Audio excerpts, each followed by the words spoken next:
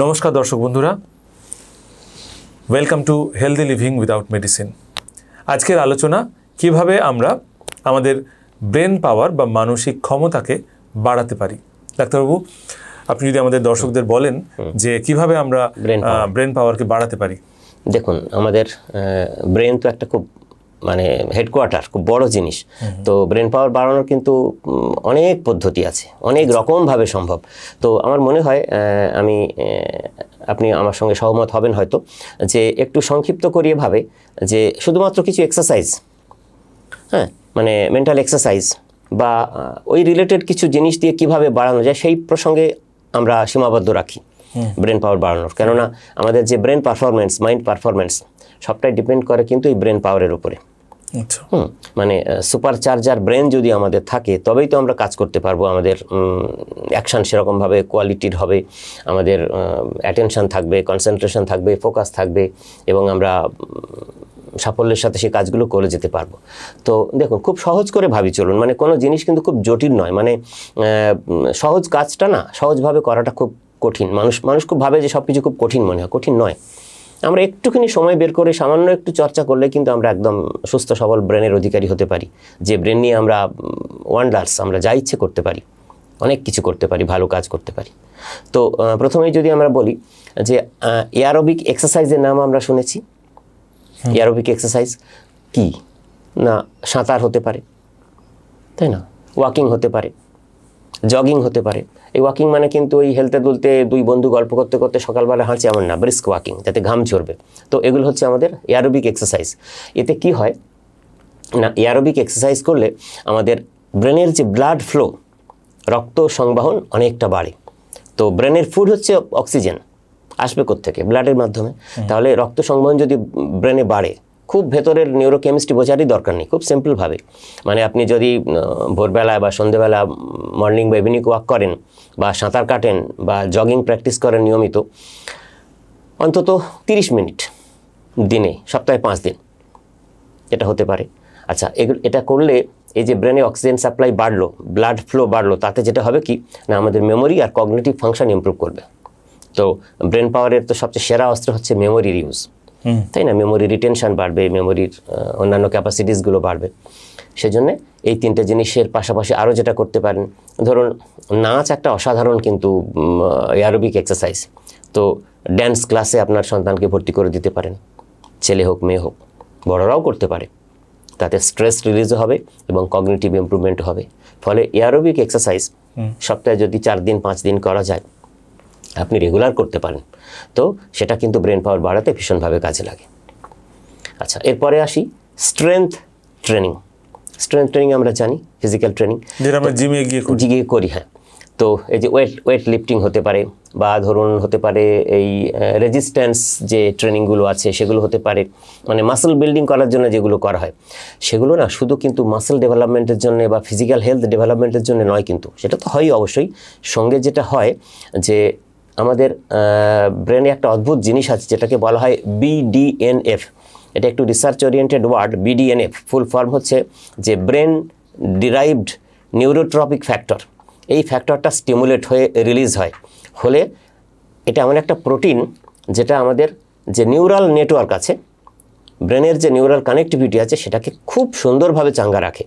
আর সেটাই হচ্ছে আমাদের USP ব্রেনের কর্মক্ষমতার, এই যে BDNF, brain derived neurotrophic factor. এইটাকে স্টিমুলেট করে দেয় এবং এটা একটা প্রোটিন, যে প্রোটিনটা কিন্তু ব্রেন পাওয়ার বাড়াতে ভীষণভাবে কাজে লাগে এবং যেটা এই স্ট্রেংথ ট্রেনিং হয়। তাহলে আমরা যারা জিমে যাই, আমরা শুধু শরীর চর্চা করতে যাই তা নয়, কিন্তু ব্রেন পারফরমেন্স, মাইন্ড পারফরমেন্সও ভীষণভাবে কাজে লাগে এই স্ট্রেংথ ট্রেনিং। ফলে সময় সুযোগ করে যে কেউ জিমনাসিয়ামে যেতে পারেন। এরপরে বলবো যোগার কথা, যোগা। এবং আমরা তো জানি যে যোগা তো বিভিন্ন ফর্মে হয়, তাই না? এর অনেক স্ট্যান্ডার্ড ব্যাপার আছে, তাতে আমাদের ফোকাস অ্যাটেনশন বাড়ে যোগাতে, এটা তো আমরা জানি, প্রমাণিত, তাই না? তো সেজন্যে আমাদের ফ্লেক্সিবিলিটি, আমাদের কনসেন্ট্রেশন, ফোকাস এগুলো বাড়ানোর জন্য যোগা করাই যেতে পারে, যেটা মাইন্ড পাওয়ার বাড়াতে ভীষণভাবে সাহায্য করে। অনেকে করেনও, তাই না? যোগা প্র্যাকটিস করা অনেক হাই লেভেলের যোগা, অনেক ধরনের যোগা আছে, সেগুলো যার যেমন সুবিধে তারা যদি প্র্যাকটিস করেন সেটা খুব কাজে লাগবে। এবং একদম যদি বাইরে যাওয়ার সুযোগ না হয়, মানে আপনি বাড়িতে কিভাবে প্র্যাকটিস করবেন, মানে 15 মিনিট যদি খুব ভালো পরিবেশে বাড়িতে একটা ঘরে বসে আপনি যোগাভ্যাস করেন, সেটাও কিন্তু খুব সুন্দরভাবে ব্রেন পাওয়ার বাড়াতে হেল্প করবে। এরপরে বলতে পারি একটা কথা, সেটা হচ্ছে যে মাইন্ডফুল মেডিটেশন। যোগার পরেই স্বাভাবিকভাবে মেডিটেশনের কথা আসে। তো এই মেডিটেশনও স্ট্রেস রিডিউস করতে হেল্প করে। ওরকমই যোগাভ্যাসের মতন 10 মিনিট তারপরে যদি বাড়িতে মেডিটেটিং সিচুয়েশন তৈরি করতে পারেন, সেটাও সম্ভব। বা ধরুন আজকাল মেডিটেশনের অনেক অ্যাপ আছে, সেই অ্যাপ ডাউনলোড করে নিয়ে প্র্যাকটিস শিখে নিয়ে দেখে নিয়ে সেই হ্যাবিটটা আপনি ডেভেলপ করলেন ভোরবেলায় একটু একটু করে, সেটাও কিন্তু খুব সুন্দরভাবে কাজে লাগে। ব্রেন পাওয়ার বাড়ানোর জন্য এছাড়াও যেটা বলতে পারি যে ব্রেন গেমস এবং পাজলস, এগুলো কিন্তু আমাদের নিউরাল নেটওয়ার্ক এবং নিউরোপ্লাস্টিসিটিকে ভীষণভাবে বাড়ায়। এগুলো কি কি আমরা তো অনেকেই জানি, যে সুদোকু বা ক্রসওয়ার্ড পাজলস, এই কথাটা বলি আমরা, দাবা হতে পারে, মানে ব্রেন ট্রেনিং অ্যাপসও আছে, সেগুলো প্র্যাকটিস করেও করা যেতে পারে। এতে আমাদের লজিক্যাল মেমোরি অনেকভাবে ইমপ্রুভড হয় এবং ব্রেন পারফরমেন্সে বা ব্রেন পাওয়ার বাড়াতে আমাদের সাহায্য করে। একটা ক্রসওয়ার্ড আপনি রোজই তো সলভ করতেই পারেন। আমি একটা দুটো অ্যাপের কথা বলবো। লুমিনোসিটি বলে একটা অ্যাপ আছে, বা এলিভেট বলে একটা অ্যাপ আছে, এগুলো ব্রেন ট্রেনিং অ্যাপ। এগুলো ডাউনলোড করে নিয়ে সেগুলো যদি প্র্যাকটিস করা যায়, তাহলে কিন্তু ব্রেন পাওয়ার অনেক বাড়তে পারে। আমি আবারও একবার রিপিট করছি, নাম দুটো লুমিনোসিটি আর এলিভেট। এই দুটো অ্যাপ কিন্তু খুব কার্যকর। আরও অনেক অ্যাপ আছে আজকাল, আপনার সুবিধা মতো নেবেন, কিন্তু এই দুটো দেখেছি খুব ভালো অ্যাপ, কাজে লাগে। আচ্ছা, আরেকটা জিনিস করলে আমাদের ব্রেন পাওয়ার বাড়ে, সেটা হচ্ছে লার্নিং নিউ স্কিলস। খুব ভীষণভাবে বাড়ে, কেননা নিউরাল নেটওয়ার্কটা না আমাদের কিন্তু ফিক্সড নয়, এটা নিত্য নতুন তৈরি হতে থাকে। এবং আমাদের যে নিউরোপ্লাস্টিসিটির কথা বারবার বলছি, সেটাকে প্রমোট করে এবং তাতে আমাদের অ্যাডাপ্টেশন ক্যাপাসিটিটা বাড়ে। সব কিছুর ক্ষেত্রে, মেমোরির ক্ষেত্রে বাড়ে, কনসেন্ট্রেশনে বাড়ে, ফোকাসে বাড়ে, আমাদের ডিসিশন মেকিং ক্যাপাসিটি বাড়ে, হ্যাঁ, ইনটিউশন বাড়ে, সব কিছু বাড়তে থাকে। তো কী করতে পারেন, কিভাবে নিউ স্কিলস বাড়ানো যায়? ধরুন আপনি একটা মিউজিক্যাল ইনস্ট্রুমেন্ট শিখতে পারেন, সেটা হতে পারে। বা ধরুন একটা নতুন ভাষা শিখতে পারেন আপনার পছন্দের, সেটা হতে পারে। বা ধরুন কোনো একটা নতুন কুকিং কুইজাইন, আপনি ধরুন কোনো একটা খাবার রান্না করা শিখতে পারেন, যা কিছু হতে পারে। নতুন কোনো স্কিল, হ্যাঁ, নতুন কোনো স্কিল, কেননা সেটাতে আপনার যে ব্রেন ইনভলভড হবে, তার মাধ্যমে কিন্তু ব্রেন পাওয়ারটা অনেকভাবে বাড়বে। এটা হতে পারে। এরপরে আরেকটা কথা বলবো খুব ইম্পর্টেন্ট, যেটা আমরা বলি যে হাই ডেন্সিটি ইন্টারভ্যাল ট্রেনিং। এটা খুব কিছু না, মানে শর্ট টাইম কিছু একটা কাজ খুব ব্রিস্ক করে ফেললাম, তারপরে একটু রিল্যাক্সেশন দিলাম। মানে কীরকম হয়, মানে ধরুন 20 মিনিট ধরে আপনি একটা দারুণ কাজ পারফর্ম করলেন, তারপরে 10 মিনিট খুব স্লোলি সেই কাজটা আস্তে আস্তে করে ভাবলেন বা একটু একটু করে করলেন। মানে এটাকে বলা হয় যে হাই ইন্টেন্সিটি ইন্টারভ্যাল ট্রেনিং। ওই একটু ইন্টারভ্যাল দিয়ে আবার ওটা আস্তে করে করা, এতে আমাদের ব্রেন একসঙ্গে সব কিছু নিতে পারে না, তাহলে সেটাকে অ্যাবজর্ব করতে সুবিধা হয়। এটা ধরুন এভাবে আমরা করতে বলি, যে ধরুন একটা স্পেসিফিক প্র্যাকটিসই বলি যাতে বুঝতে সুবিধা হয়। ধরুন এই যে দৌড়ে যারা স্প্রিন্ট, জোরে দৌড়ে, ধরুন আপনি 30 সেকেন্ড খুব জোরে দৌড়বেন, দিয়ে তারপরে 1 মিনিট 30 সেকেন্ড খুব জোরে দৌড়বেন, তারপরে 1 মিনিট আস্তে আস্তে হাঁটবেন। আচ্ছা, এইটা হচ্ছে একদম একটা এক্স্যাক্ট এক্সাম্পল হলো। এই প্র্যাকটিসটা আপনি কিছুক্ষণ করুন, এটা কিন্তু ব্রেন পারফরমেন্স এবং ব্রেনের যে নিউরোডিনামিক্স, এটা ইমপ্রুভ করতে, পজিটিভলি ইমপ্রুভ করতে খুব ভীষণভাবে সাহায্য করে। এটা হতে পারে। এছাড়া আর যেটা বলবো, মেমোরি রিকল অ্যাক্টিভিটিস, কেননা ব্রেন পাওয়ারের সবচেয়ে প্রথম কনসিডারেশন হচ্ছে মেমোরির কথা। তো মেমোরি রিকল অ্যাক্টিভিটি খুব সিম্পল। এতে যেটা হবে, আমাদের ব্রেনের যে হিপ্পোক্যাম্পাস, যে মেমোরি সেন্টার বা মেমোরি রিলেটেড আর যে সেন্টারগুলো আছে, সেগুলো স্টিমুলেট হবে ভীষণভাবে। এবং সেক্ষেত্রে যেটা হবে যে আপনার সব রকমভাবে ব্রেন সুপারচার্জিং এফোর্টগুলো আপনি দিতে পারবেন ব্রেনকে কাজে লাগিয়ে। সেটা কিভাবে করতে পারেন, ধরুন অনেকগুলো শব্দ সমষ্টি, লিস্ট অফ ওয়ার্ডস আপনি মানে আগে লিখে রাখুন, তারপর সেগুলোকে মনে করার চেষ্টা করুন।